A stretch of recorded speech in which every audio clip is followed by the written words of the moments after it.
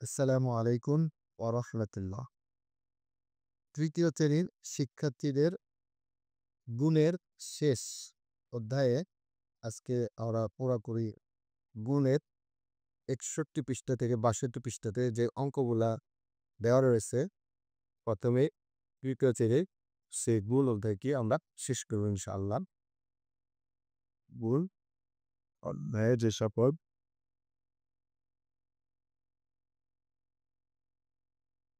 সকল অঙ্কগুলা রয়েছে, প্রথমে দেওয়া রয়েছে সঠিক ১ নাম্বার দেওয়া রয়েছে সঠিক উত্তরের পাশে টিক চিহ্ন দাও। আমাদেরকে বলা হয়েছে ৫০০ এবং ৩০ গুণ করার জন্য। প্রথমে এরপরে যেটি সঠিক উত্তরটি হবে সেটি আমাদেরকে অ্যান্সার দিতে হবে, অর্থাৎ টিক চিহ্ন দিতে হবে। আমি এর আগে এই অঙ্কটা ২ ভাবে করা যায়। সেটা হচ্ছে একটি হচ্ছে এভাবে যে ০ দিয়ে ৩টি সংখ্যাকে গুণ করলে ৩টি শূন্য হবে। তারপরে আবার একটি ঘর বাদ যাবে, যেহেতু আমি এক সংখ্যা দিয়ে ৩টি সংখ্যা দিয়ে গুণ করেছি সেহেতু। এবার ৩ দিয়ে যদি ০ দিয়ে গুণ করি তাহলে ০, ০ এবার ৩ ৫ ১৫ হবে। আর এটা এর পরবর্তীতে যোগ করে নিব। যোগ করে নিয়ে যে যোগফলটি হবে সেটাই উত্তর হবে। তাহলে উত্তর হবে ১৫,০০০। আর এই অঙ্কটি আরও একভাবে করা যায়। যেমন এইভাবে করা যায়। ৫ দিলাম, এবার ৩ দিলাম। ৫ এর পরে কয়টি শূন্য রয়েছে? ২টি শূন্য রয়েছে এবং ৩ এর পরে একটি শূন্য রয়েছে। এবার ৩ ৫ ১৫ গুণ করব। আর এই ৩ শূন্য এখানে রয়েছে, আমরা বিলটি বসিয়ে দিলে অঙ্কটির ১৫,০০০ উত্তর বাইরে হয়ে যাবে। এভাবেও করতে পারবো, এভাবেও করতে পারবো। এরপরে এটা উত্তর তাহলে হলো ১৫,০০০। একের উত্তর হবে ব, ১৫,০০০। এবার ২ নম্বরে বলা হয়েছে ১৭২ এর গুণ করতে বলা হয়েছে ৫০। আমরা জানি যে ০ দিয়ে ৩টাকে গুণ করলে ০ হয়। যত বড় সংখ্যাকে গুণ করব। ৫ দুগুণ ১০, তারপরে ৫ সাতটা ৩৫ আর হাতে রাখি ৩৬ ৬, হাত থেকে ৩, ৫ একে ৫ আর ৩ এ ৮, তাহলে হবে এবার এটা আমরা যোগ করে নিব ৬ আর ৮৬ ৮,৬০০। উত্তর হবে ৮,৬০০। এটার উত্তর হবে গ নাম্বার। এটার উত্তর হবে গ নাম্বার। জুয়ের গ নাম্বার, একেরও গ নাম্বার। এবার দেখব ৩ নম্বরে বলা হয়েছে ৭০ এবং ৫০কে গুণ করতে। এটা সহজ বিষয় হচ্ছে, এখানে দুটি শূন্য রয়েছে। ৫ সাতটা আমরা এভাবে করে দিতে পারি। শূন্যর মধ্যে ৫ সাতটা ৩৫ এবং শূন্যটি এখানে নামিয়ে দিব। তাহলে হয়ে যাবে। আমাদের উত্তর হবে, এখানে বলা হয়েছে নিচে কোনটি গুণফল এবং গুণফল ৫০ এর সমান। এখানে বলা হয়েছে নিচের কোনটি, এখানে দেওয়া রয়েছে, এখানে আরো দেওয়া রয়েছে ভ নাম্বারে। ভ নাম্বারে আমরা যদি খেয়াল করি ৫০ এবং ৭০ দেওয়া হয়েছে। তো দুটি উত্তর হবে ঘ নম্বর। উত্তর হবে ঘ নম্বর। এবার ২ নম্বরে বলা হয়েছে গুণ করে। ২ নম্বরে গুণ করার দেওয়া রয়েছে। আর আমাদের গুণের ক্ষেত্রে অবশ্যই নামতা গুণ উপস্থিত থাকা লাগবে। ২ নম্বরে একে বলা হয়েছে ১৫ ২ ৫ = ৫ ৫ ২৫ ৫, হাতে থাকে ২, ৫ একে ৫ আর ২ ৭। তারপরে দেওয়া রয়েছে ২ নম্বরে ১৮ গুণ ৯, আর এবার দিতে পারি ৮ নং ৭২ এর ২, হাতে থাকে ৭, ৯ কে ৯ আর ৭ এ ১৬। এরপরে ৩ নম্বর দেওয়া রয়েছে ৫৩ আর গেল ৮। এবার দেওয়া রয়েছে এটি খালি লন। ৩ আসতে ২৪ এর ৪, হাতে থাকে ২, ৫ আসতে ৪০ আর ৪ এ ২২। এবার অঙ্কগুলো আমরা করতে পারি। এরপরে আমরা গুণের লিখিত অঙ্ক যেগুলো রয়েছে সে অঙ্কগুলো করব ৬১ পৃষ্ঠাতে। এই পরবর্তীতে অঙ্কগুলো আমি আর করালাম না, আপনারা নিজের থেকেই পড়ে নেবেন। ৬২ পৃষ্ঠাতে যাওয়া রয়েছে গুণ অঙ্কগুলো। আমরা প্রথমে ৬২ পৃষ্ঠাতে যদি খেয়াল করি, বলা হয়েছে ৪টিতে ১ হালি হয় ৫টি, অর্থাৎ ৪টিতে ১ হালি হয়। আমরা জানি ১ হালি সমান ৪টি। ১ হালি এভাবে লিখতে পারি। ৪ নম্বরের সমাধান। সমাধান নম্বর ৪ যে ১ হালি সমান আচ্ছা সময় সমান দিলেও হবে না দেবে এখানে সময় সমান 4কে অতএব 5 হালি সমান সমান 5 গুণক 4 4 আর 5 20 20 কি উত্তর হবে 20 কি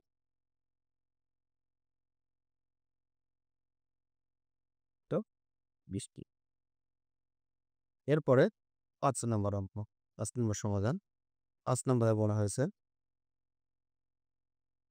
এক যদি এক বুটসে 30 ফুল থাকে তবে এরকম 8 বুটসে কয়টি ফুল রয়েছে অর্থাৎ কয়টি ফুল থাকবে আমরা এভাবে লিখতে পারি এক গুচ্ছে যদি 6টি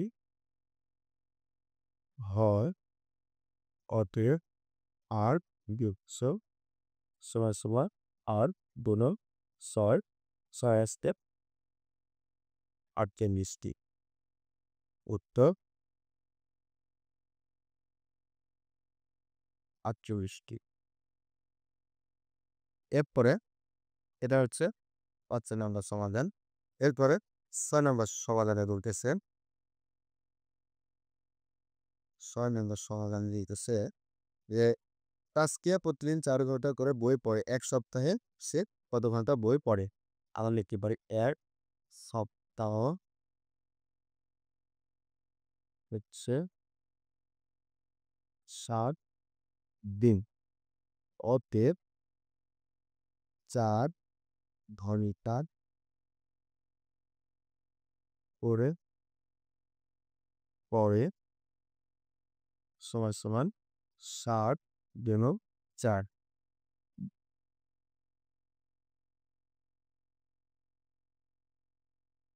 তাহলে হবে ঘন্টা 4 7 28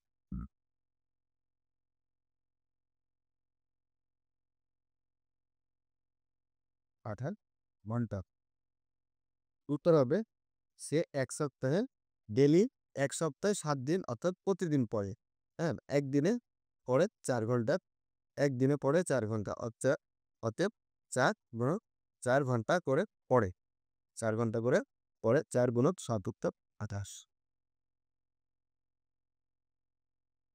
28 ঘন্টা এক সপ্তাহে পড়বে এরপর আমরা 7 নম্বর সমাধান দেখব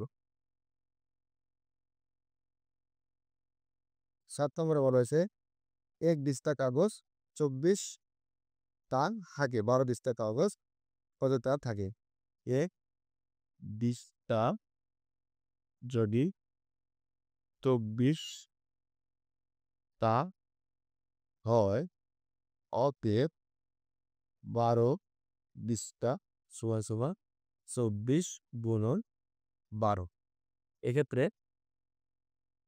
আমরা গুণ করে নেব 24 এবং 12 4 দুগুণ 8 2 দুগুণ 4 4 তে 4 2 তে 2 2 8 8 অর্থাৎ এত তা সমান 288 তা উত্তর 288 তা এরপরে 8 নম্বর প্রশ্নটি 8 নম্বরটা আমরা খেয়াল করবো 8 নম্বর সমাধান করবো ইনশাআল্লাহ 8 নম্বরে বলা গেছে 1 পয়সায় 1 টাকা হয় 1 পয়সায় 1 টাকা হয় 10 টাকায় কত পয়সা হবে বা কত পয়সা হয় আমরা জানি 8 নম্বরে 8 নম্বর হচ্ছে 1 টাকা সমান সমান 1 টাকা 100 পয়সায় পয়সায় 100 পয়সায় 1 টাকা হয় 100 পয়সা অতএব 10 টাকা হয় 100 গুণন 10 পয়সা পয়সা সমান সমান 1000 পয়সা তো 1000 পয়সা এরপরে 9 নম্বর আমরা খেয়াল করবো 9 নম্বরে কি বলা হয়েছে 9 নম্বরে বলা হয়েছে একটি বইয়ের 130 পৃষ্ঠা আছে, এরূপ 28টি বইয়ের কত পৃষ্ঠা রয়েছে? একটি বইয়ের একটি বইয়ের পৃষ্ঠা একটি বইয়ের একটি বইয়ের একটি বইয়ের আছে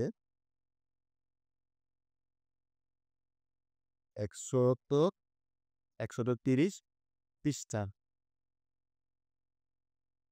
অতএব বলা হয়েছে এইরূপ 28টি কয়টি 28টি বইয়ে কত পৃষ্ঠা আছে? বইয়ের সমান সমান 130 গুণন 28 পৃষ্ঠা। এবার আমরা 130কে 28 দিয়ে গুণ করি, অর্থাৎ আমরা এভাবে গুণ করতে পারি। 3 আসতে 14, 4 হাতে থাকে 2, 8 একে 8 আর দিয়ে 10, এবার একটি ঘর বার, 3 দুগুণে 6 এবং 2 তে 2 মানে কি 0, আর 4 6 30 উত্তর হবে আমাদের 3640 পৃষ্ঠা। 3640 পৃষ্ঠা।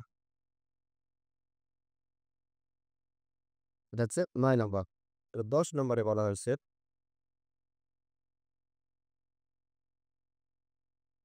10 নম্বর সমাধানে 10 নম্বর সমাধান এখানে অঙ্কটা একটু ডিফিকাল্ট ভাবে দেওয়া রয়েছে। আসলে অঙ্কটা অন্য অঙ্ক যেভাবে করছি সবগুলোর মতোই 10 নম্বরও হবে। এখানে বলার ক্ষেত্রে একটু আলাদা করে বলেছে, সেজন্য এখানে ঘাবড়ানোর কিছু নাই। বলা হয়েছে মিলির টাকার 14 গুণ, অর্থাৎ একটি মেয়ের নাম বলা হয়েছে, যে মেয়েটির নাম মিলির, তার টাকা 14 গুণ টাকা মুন্নির কাছে আছে। মানে মিলির টাকার 14 গুণ টাকা মুন্নির কাছে আছে। মিলির কাছে যদি 225 টাকা থাকে, তবে মুন্নির কাছে কত টাকা আছে? প্রশ্নটা আগে বুঝো যে মিলির টাকার 14 গুণ। এখন মিলির টাকা এখানে দেওয়া রয়েছে 255 টাকা। তার মানে 255 টাকা হচ্ছে, এটা হচ্ছে মিলির টাকা, এবং বলা হয়েছে এর 14 গুণ। তার মানে এই 255 এর সঙ্গে আমরা যদি 14 গুণ 14টা মানে একে 14 গুণ করি, তাহলে তো আমরা তার টাকা পেয়ে যাচ্ছে, মুন্নির টাকা পেয়ে যাব। এটা হচ্ছে মিলির টাকা, মিলির টাকা। আর আমরা এখানে পাবো মুন্নির টাকায়, মুন্নির টাকা পাবে। আর এটা হচ্ছে এই টাকার থেকে 14 গুণ টাকা আছে, এর বেশি আছে, সেহেতু আমরা এটা গুণ পাবো। এই জন্য এবার লিখার সময় এভাবে আমরা লিখবো যে মিলির কাছে যদি এত টাকা মিলির কাছে আছে, অর্থাৎ আমরা লিখবো সমাধানে মিলির কাছে আসলে মিলির কাছে আছে কত টাকা জানি আমরা? 225 টাকা। অতএব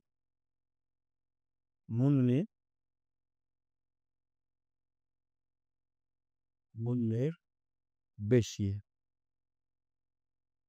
আছে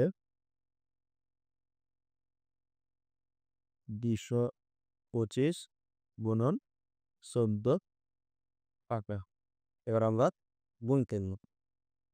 4 5 20, 0 হাত থেকে 2, 4 2 8 আর 2 10, 0 হাতে থাকে 1, 4 2 8 আর হাতে থাকে 9, এটি ঘর বাদ, 5 একে 5, 2 একে 2, 2 একে 2, 0 5 11 1, তাহলে 3150 টাকা। আমাদের 150 টাকা কার কাছে আছে? এটা হচ্ছে মুন্নির টাকা। উত্তর মুন্নির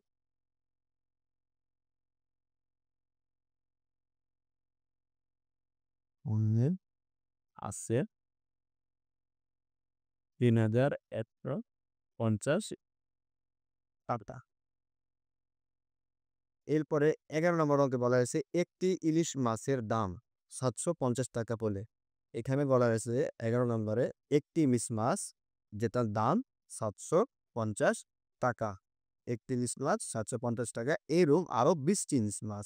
তার মানে একটির দাম 750 যদি হয়, তাহলে এখানে আমরা যদি 750 একটির সঙ্গে 20টির দাম গুণ করি, তাহলে সেটার উত্তর পেয়ে যাব। এভাবে লিখবো আমরা 11 নম্বরে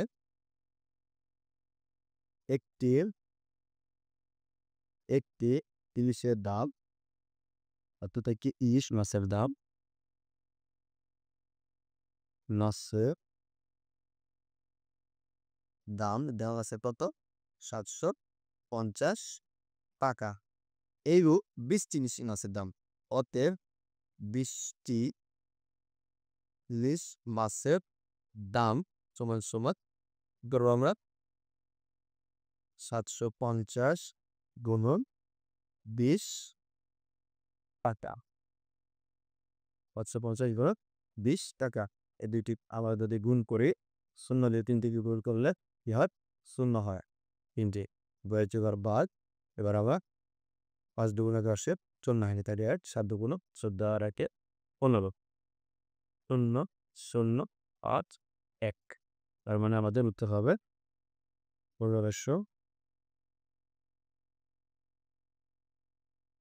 টাকা।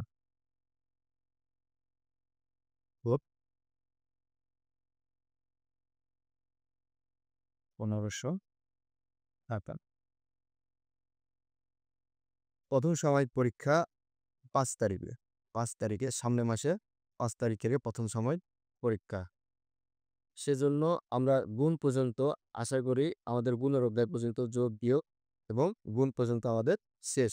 এরপরে পরবর্তী ক্লাসগুলো আসবে, পরবর্তী এই ভাগ অঙ্কগুলো।